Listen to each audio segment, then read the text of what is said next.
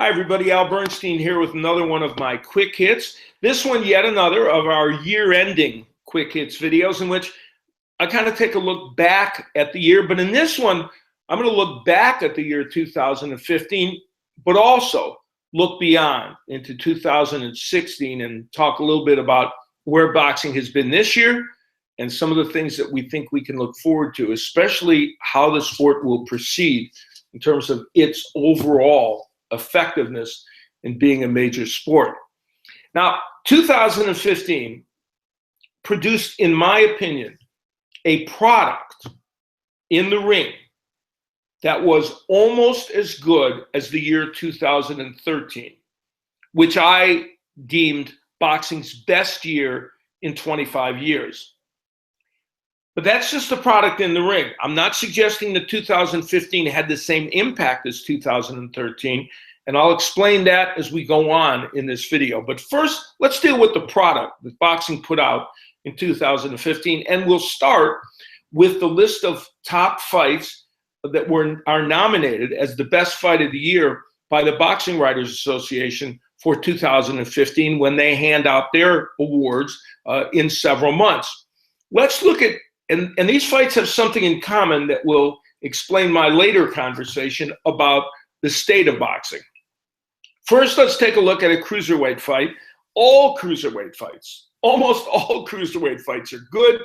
And so when you bring one to the shores of America and you put it in front of people on television, I keep telling the TV people, show more cruiserweight fights. Well, one was shown, and it was the U.S. debut on U.S. soil of Marco Huck as he took on Krzysztof Glowicki.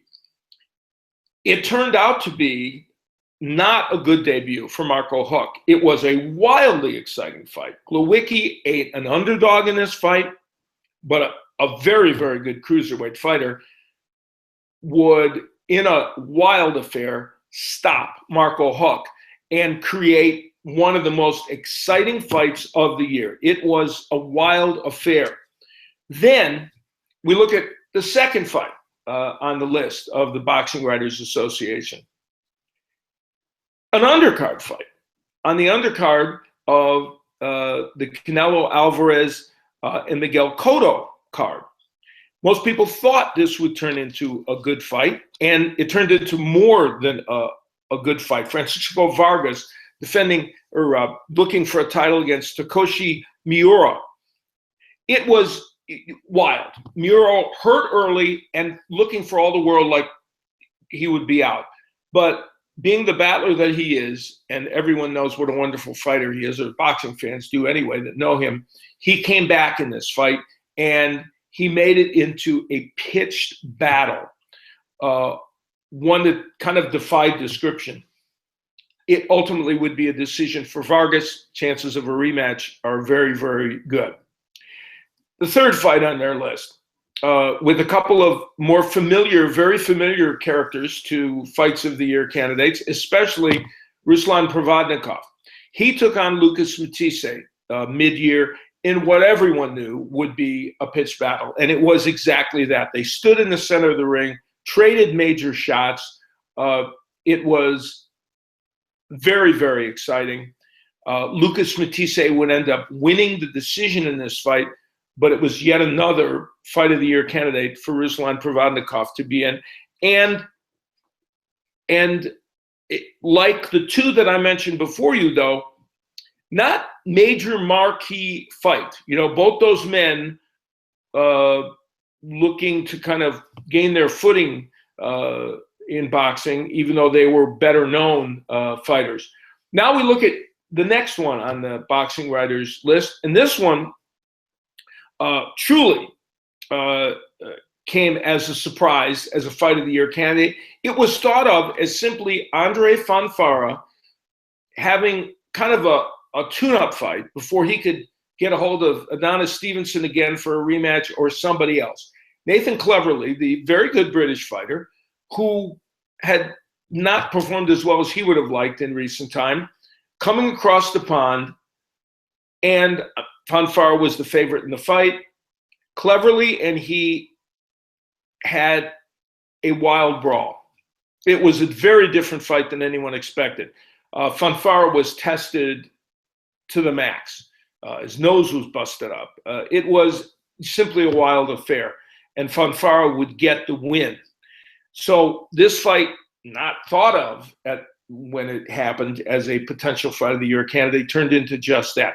And the last fight on the list, which is a little different than those preceding fights because it was highly hyped. It was on ESPN as one of their major early fights with their PBC on a Saturday night on primetime, was Abner Mares taking on Leo Santa Cruz in a widely anticipated matchup. They had been rumored to get together for a long time, and they produced a terrific fight.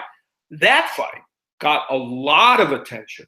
It was a major fight that produced very good ratings for ESPN and was, in fact, from the get-go, expected to be a good fight, which some of those others, certainly Matisej Provodnikov was, but you can make the case of a couple of the others that we had on the list, they might not have been.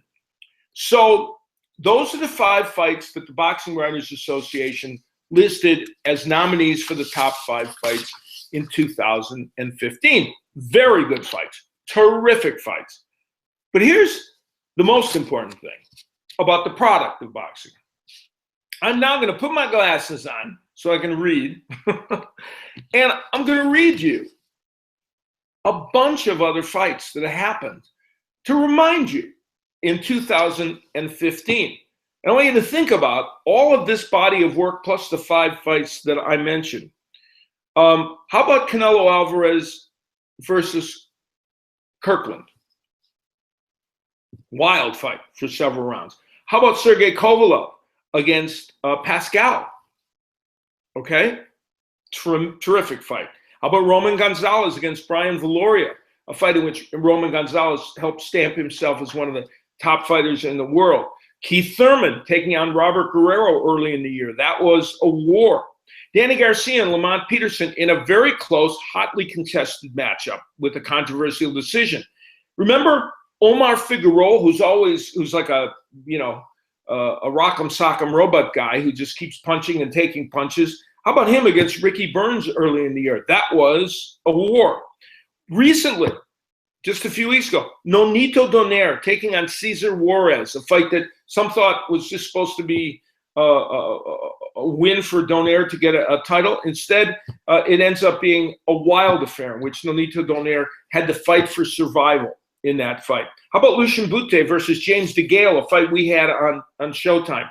That was a spectacular 12-round fight.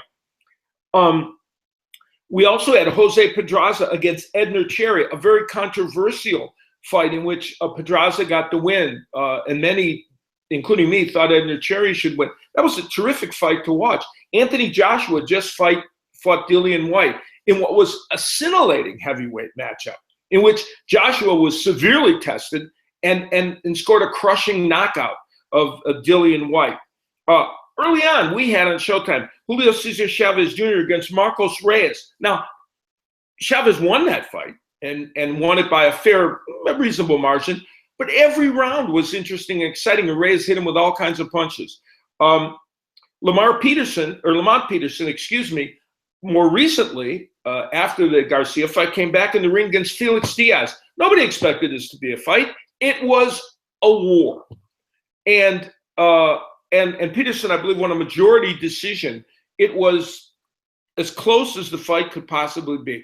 Remember Jamie McDonnell, the British fighter, against Tomoki Kameda? Twice they fought this year. The first fight was spectacular. The second fight, extremely good. Aaron Martinez, who has twice been in the ring this year, his first was against Robert Guerrero, a fight many believe Martinez won. It was action-packed.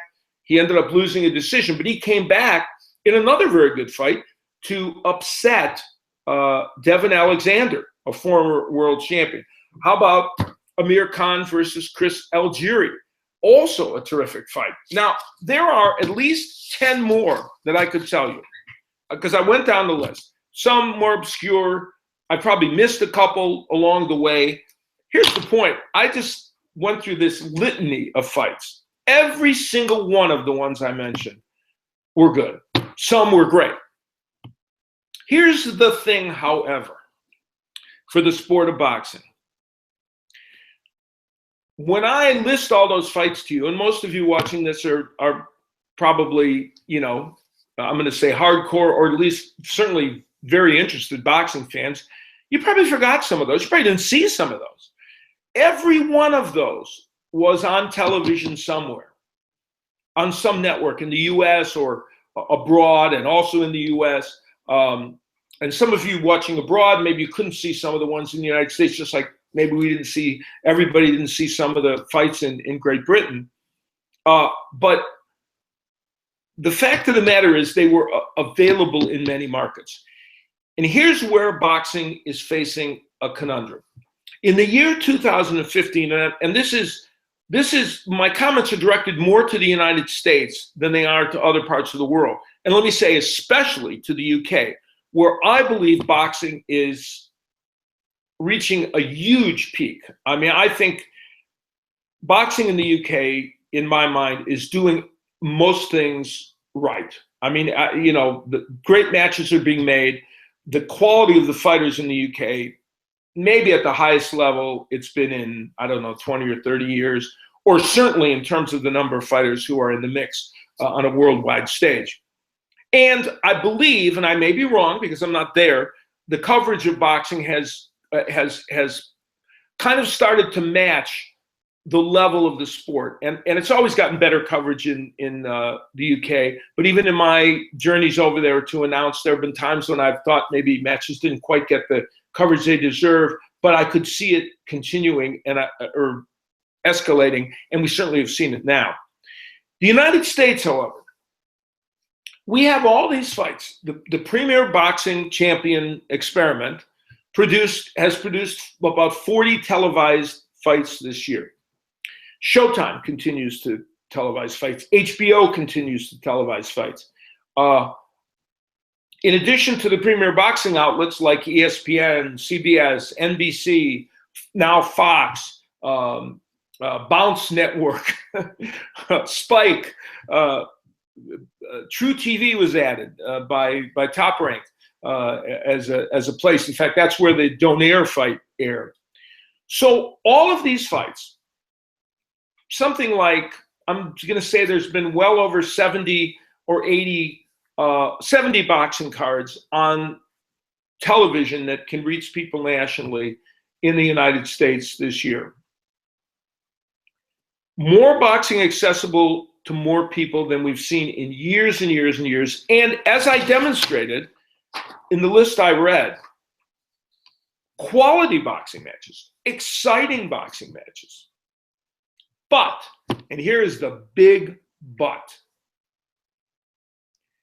because the mainstream sports media in the United States still is not covering the sport, even though it may be on an NBC or on a Spike that's available to people, or on ESPN, and may get a certain amount of promotion by those networks,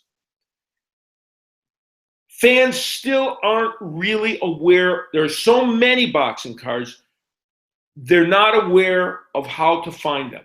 And so these fights are getting lost in the shuffle. They're falling through the cracks to the mainstream fan, the mainstream sports fan. And all these great fights I mentioned probably missed out by some boxing fans as well. And it's a very tricky conundrum for the sport. The famous movie Field of Dreams, which was about baseball here in America, the famous line, "Build it and they will come," which is a lovely line in that movie. But it's completely untrue about real life because nothing in this world exists like that. It's a lovely fantasy, and the movie worked as a lovely fantasy. You can have the greatest product on the planet, whether it's a Broadway show, a movie, a theater on the West End in London, a circus, you name it, whatever you have, a television show. If people don't know it's there, they're not going to see it. And it's like the old line, if a tree falls in the forest, did it fall? With all this boxing being available to everybody, The problem is people don't always seem to know where to find it. They don't know it's existing. And so it's not attracting quite the attention it should. And I say this because there's this ongoing debate, and people are falling into camps because of the scorched earth policy that the premier boxing people have used in entering the sport with all these shows and signing up all these fighters. What's happened is some of the media even lines have been drawn where, people are judging the boxing based on who's promoting it. However you look at it, their fights, many of the Showtime fights, many of the HBO fights, other top-ranked Bob Arum fights, other promoters that have done fights in the UK, they're good. Many of them are good. Some are bad. That's always the case. There are mismatches. They're going to happen. That happens. Some happen on purpose. And some of those fights that I talked about that were not expected to be good, they were, in fact, looking like mismatches. But guess what? They were great. And that's been happening in boxing. And shame on the media that says it's not happening. Shame on the media that says, oh, no, these are mismatches. They're not mismatches. Some are maybe even designed to be, but they don't end up being. So if a fight ends up being great, it's a great fight.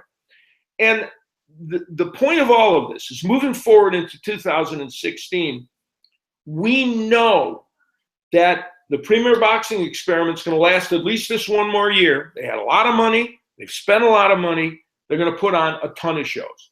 We know that Bob Arum's Top Rank Boxing is not going anywhere. And he's aligned with HBO, plus he's got aligned with True TV, plus he's got his own shows. We know they're going to do a lot of shows. And boxing will be on Showtime and on HBO.